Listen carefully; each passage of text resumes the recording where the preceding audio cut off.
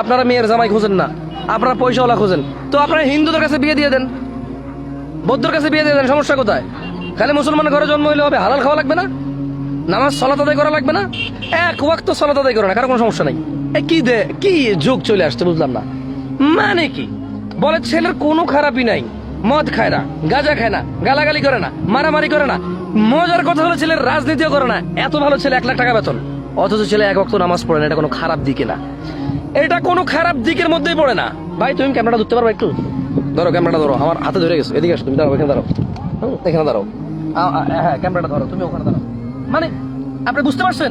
একটু একটু করে ধরো, যাতে করে পাহাড়গুলো দেখা যায় হালকা, ঠিক আছে? হ্যাঁ, মানে মজার কথা হইলো ছেলে এক ওয়াক্ত সালাত আদায় করে না, এটা কোনো খারাপ গুণের মধ্যেই নাই। এটা বেয়াদবির মধ্যে পড়ে না, এটা বদ আখলাকের মধ্যে পড়ে না, এটা বদ মানে খাসলতের মধ্যে পড়ে না, এটা গুনার মধ্যে পড়ে না, এটা নেশার মধ্যে পড়ে না, এটা বেকারত্বের মধ্যে পড়ে না, এটা হালাল রুজির মধ্যে পড়ে না। সো দরকার না, এটা নামাজ পড়লে পড়ছে, না পড়লে আস্তে আস্তে পড়ে নেবে। এ হলো যে আপনার হালাল হারামের বিচার, এ হলো আপনার হালাল হারামের বিচার। হ্যাঁ, এই হালাল হারামের বিচার করে মানুষের চলবে দুনিয়াতে? আরে কি একটা অবস্থা! মানে ছেলে খুব ভালো, খুব ভালো, অসাধারণ ভালো, এত ভালো টাকনুর নিচে একটু পরে পেট। হ্যাঁ, খালি সিগারেট খেয়ে নেশার মধ্যে পড়ে না। মদ হলো যায় নেশা, গাঁজা হলো যায় নেশা। আর তুমি তো বাংলায় বুঝো না মিয়া। মদ এটা কি কোন একটা জিনিসের নাম নাকি? এটা একটা ক্যাটাগরির নাম। আল খামর, খামর হচ্ছে ক্যাটাগরি। এই ক্যাটাগরির মধ্যে যত জিনিস নেশাদার দ্রব্য আছে, যত জিনিস নেশা জাতীয় জিনিস, এই সবগুলো এই ক্যাটাগরির মধ্যে চলে আসে। সিগারেটের মদ সেম, জর্দার মদ সেম, হিরোইনের মদ সেম, আফিনের মদ সেম, এলএসডি এর মদ same. There is no difference between these categories. These products আলাদা আলাদা নামে, আলাদা আলাদা ব্র্যান্ডে, আলাদা আলাদা তরল অথবা কি বলে এটাকে, আমি এগুলো বুঝি কম। একটা হলো তরল, একটা হলো কি যেটা মানে জড় বস্তু আর তরল বস্তু, নাকি তা এত বুঝি না সায়েন্স। আর যাই হোক, আপনারা বুঝে নিলে হইলো, আপনারা বুঝে নিলে হইলো।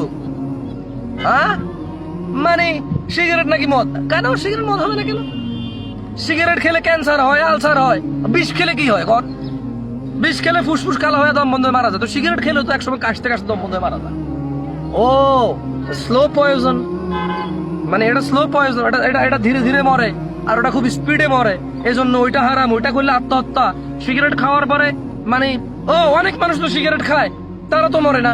আরে বহুত মানুষ গাছ থেকে পড়ে বাঁচা যায়, বহুত মানুষ ছাদ থেকে পড়ে বাঁচা যায়, পাহাড় থেকে পড়ে বহুত মানুষ মরে যায়। তাই লাগে সবাই কি পাহাড় থেকে পড়বে এখন? কয়জন মরে একটা গাড়ি অ্যাক্সিডেন্ট করলে? প্রতিদিন গাড়ি অ্যাক্সিডেন্টে কয়জন মরে? কিছু কিছু মানুষ মরে। তাহলে যাই আমি কি অ্যাক্সিডেন্ট করে দিব? মানুষ তো সবাই মরে না, 2-1 জন মরে। এরপর বলবে যার হায়াত নাই সে মারা গেল। কি এগুলা? এগুলা বাপ মা, এগুলা ঠিক নাই। এগুলা বাপ মার ভালো আচরণ না, এগুলা বাপ মার ভালো কেয়ারনেস না। হ্যাঁ, এগুলা বাপ মার মানে ভালো কাজ না। এগুলা হালাল রুজি রোজগার করবে এরকম ছেলে খোঁজে না। আমি বলছি না যে দাড়িওয়ালা নেন, জুব্বাওয়ালা নেন, আমি বলছি না যে কোরআন হাফেজ নেন, মাদ্রাসায় পিএইচডি করছে এমন ছেলে নেন। আমি বলতে চাচ্ছি যে ছেলেটা হালাল খায় কিনা, ছেলেটা হারাম হালালের পার্থক্য বুঝে কিনা, দ্যাটস ইট। ছেলেটা সলাত আদায়, মুসলিম কিনা অ্যাটলিস্ট।